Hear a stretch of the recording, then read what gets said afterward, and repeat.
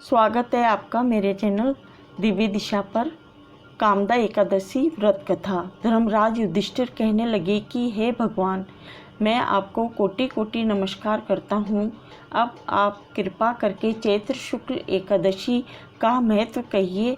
श्री कृष्ण कहने लगे कि हे धर्मराज, यही प्रश्न एक समय राजा दिलीप ने गुरु वशिष्ठ जी से किया था और जो समाधान उन्होंने किया वो सब मैं तुमसे कहता हूँ।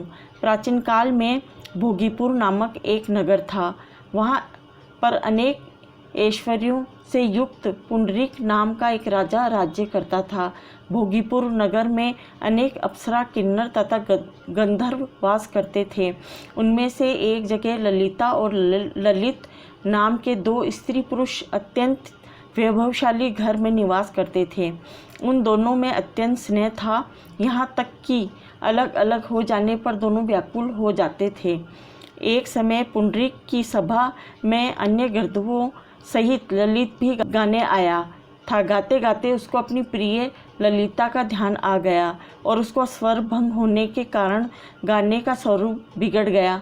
ललित के मन में भाव जानकर कारकोट नामक नाग ने पद भंग होने का कारण राजा से कह दिया।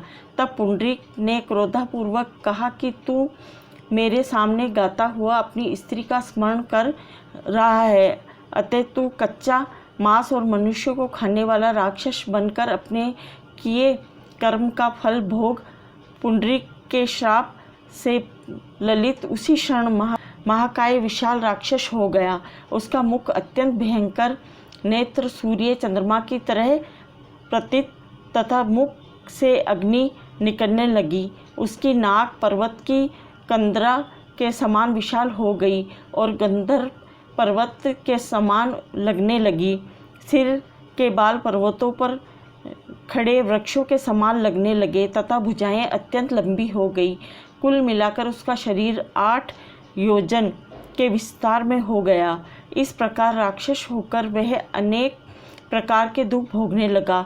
जब उसकी प्रियतमा ललिता को यह वृत्तांत मालूम हुआ तो उसे अत्यंत दुख खेद हुआ और वह अपने पति के उद्धार का यंत्र सोचने लगी। वह राक्षस अनेक प्रकार के घोर दुख सहता हुआ घने वनों में रहने लगा। उसकी स्त्री उसके पीछे पीछे जाती और विलाप करती रहती। एक बार ललिता अपने पति के पीछे घूमती घूमती विंध्याचल पर्वत पर पहुंच गई, जहां एक श्रृंगी ऋषि का आश्रम था। ललिता शीघ्र ही श्रृंगी ऋषि के आश्रम में गई और वहां जाकर विनती भाव से प्रार्थना करने लगी।